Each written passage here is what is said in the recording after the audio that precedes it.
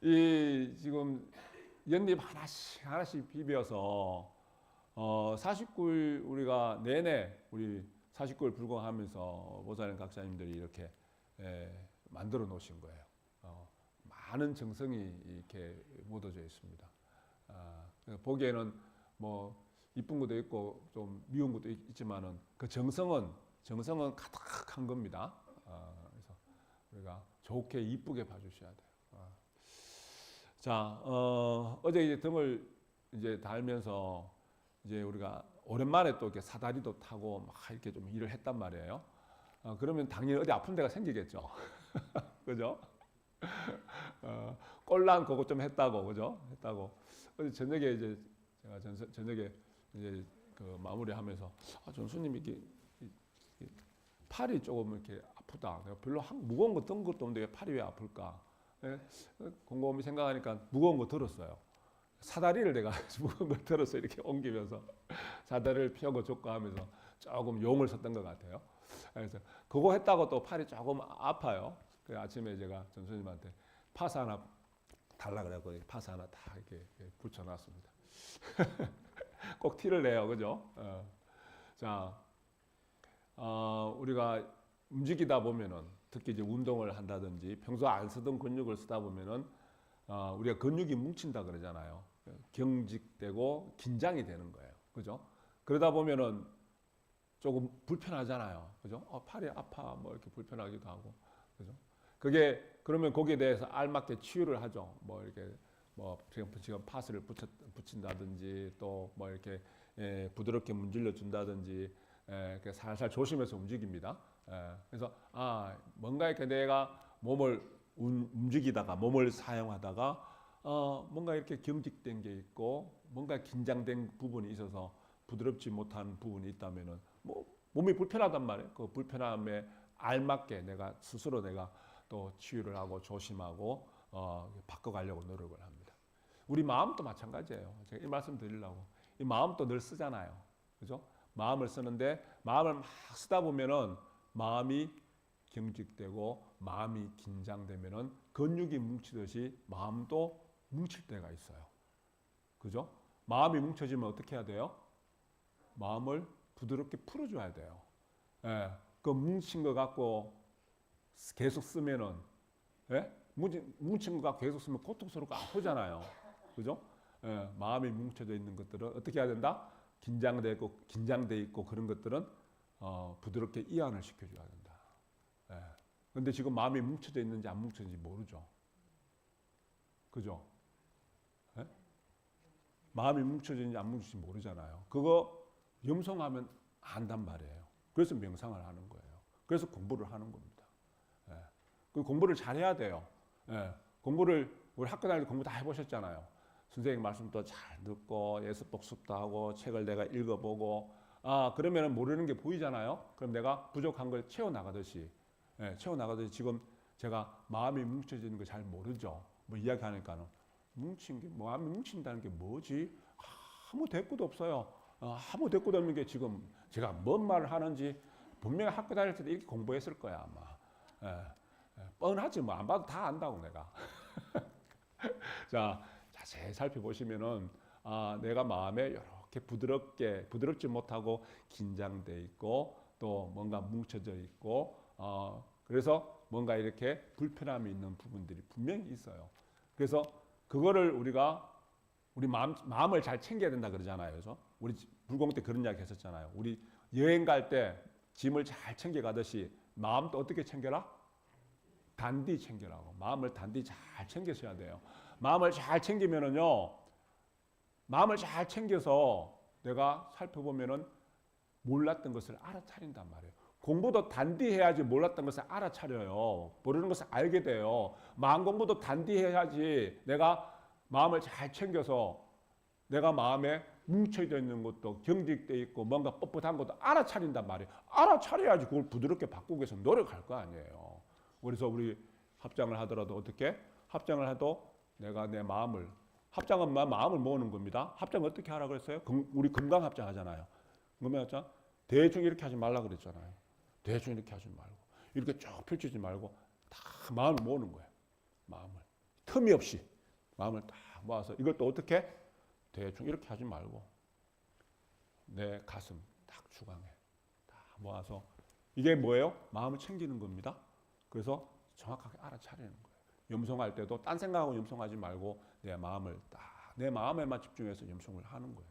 집중해서. 그죠? 그러면은 내가 뭉쳐져 있구나. 뭔가 긴장하고 있구나. 뭔가 내가 좀 아픔이 있구나. 그걸 풀어준단 말이에요. 거기에다가 물파스를 바르든지 그러다가 뭐 신신파스를 바르든지 뭐 약을 먹든지 그래서 풀어줘야 될 거 아니에요. 그죠?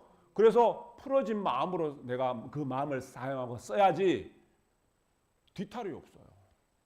그죠? 주변의 사람들도 뒤탈이 없단 말이에요. 주변의 사람들도. 괜히 자기 마음 뭉친 것 쓰다가 괜히 다른 사람한테 화풀이 한다?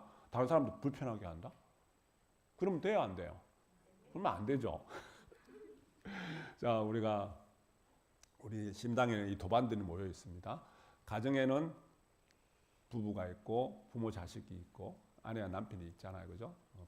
자식이 있고 학교에는 친구들이 있고 직장에 가면 직장 동료들이 있어요. 우리 인간 세상에 사람들이 살아가면서 가장 중요한 것은 뭐라 그랬어요? 관계입니다.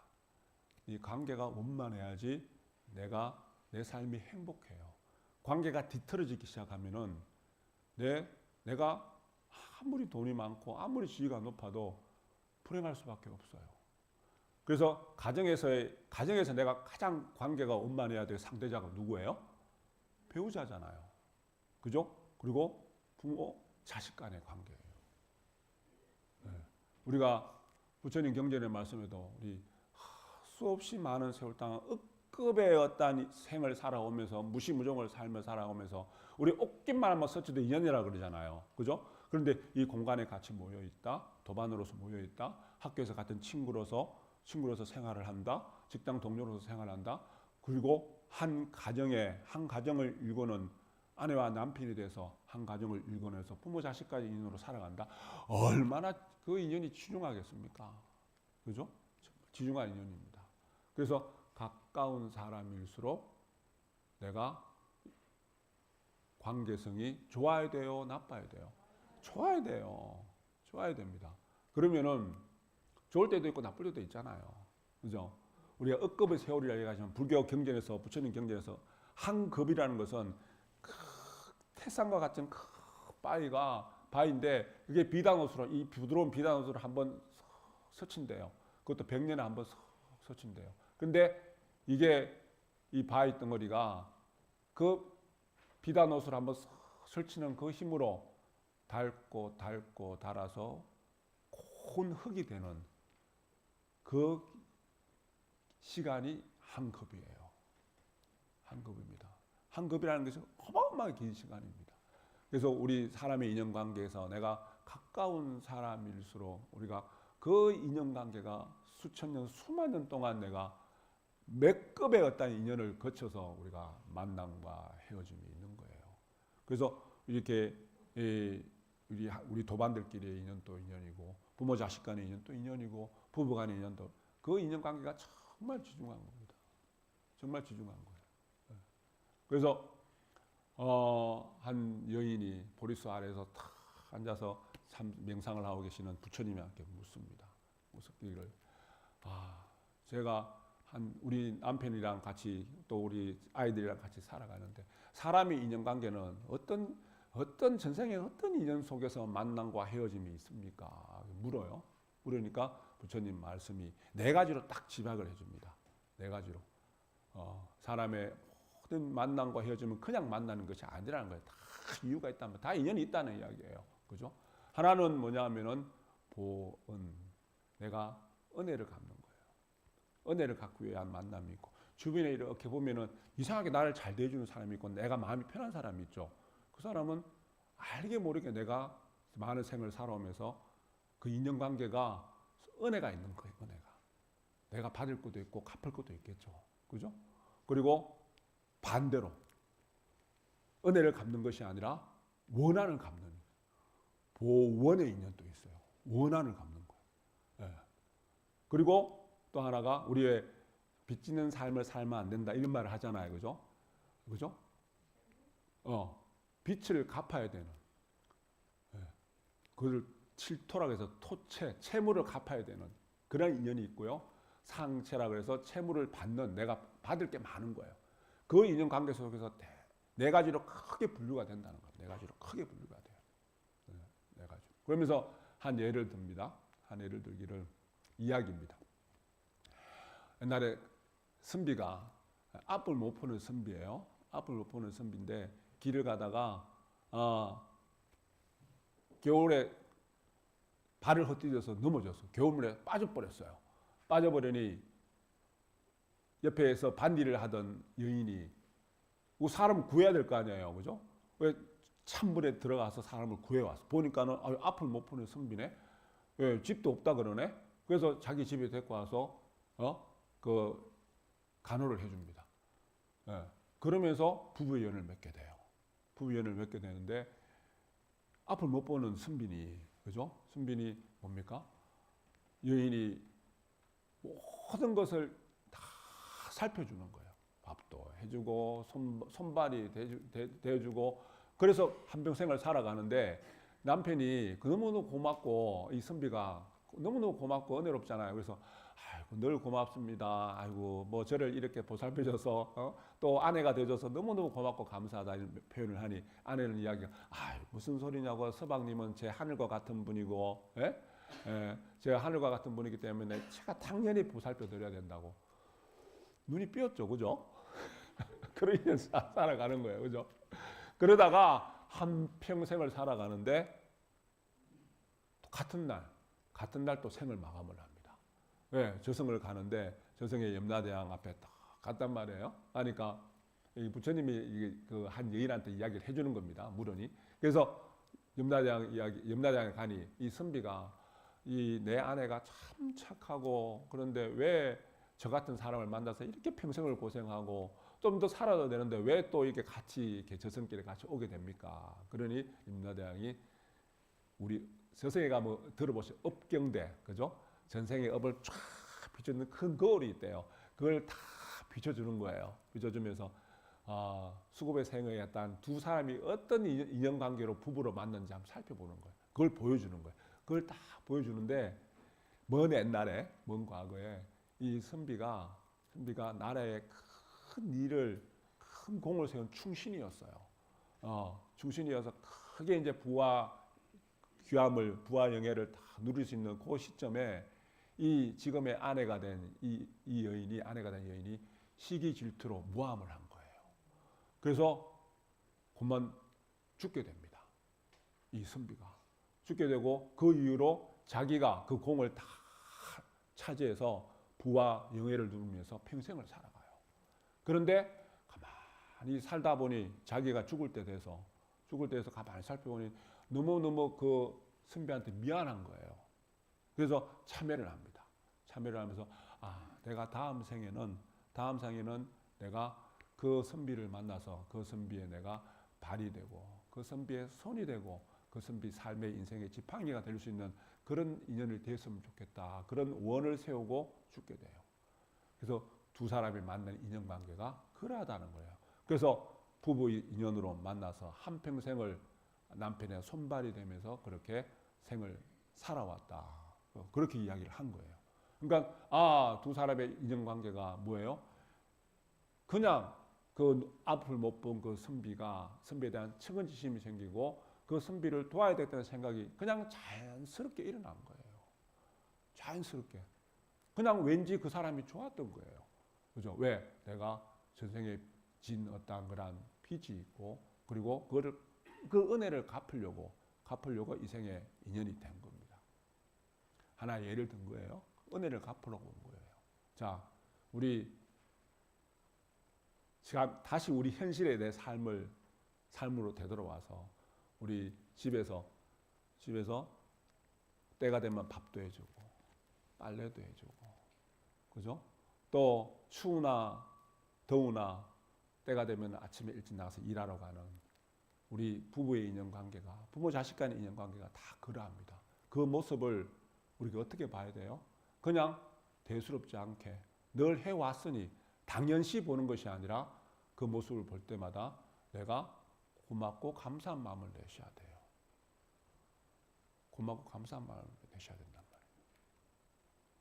도성각자님, 보살님이 이렇게 밥을 이렇게 테이블에 다 차리고 밥 먹자 그러면은 그냥 드시지 마시고 보살님 고맙습니다 하고, 네.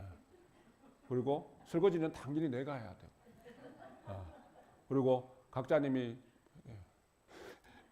보살님도 각자님이 밖에서 막 일하고 왔다 갔다 할 때 뭐 지금 당연히 해야 되겠다, 당연히 돈벌이 해야지 라는 것이 아니라 저렇게 나를 위해서 또 열심히 또 한 가장으로서 살아주는 그 뒷모습을 정말 고맙고 감사한 마음으로 바라보셔야 돼요.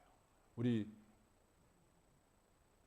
순간 내 마음을 어떤 마음으로 바라보느냐에 따라서 그 수급의 인연관계가 180도 달라집니다. 180도 달라져요. 그래서 우리 부모 자식 간의 인연관계도 마찬가지고요. 우리 도반들 간의 인연관계도 마찬가지고요. 직장에서 인연관계도 마찬가지고 친구들끼리 인연관계도 마찬가지예요.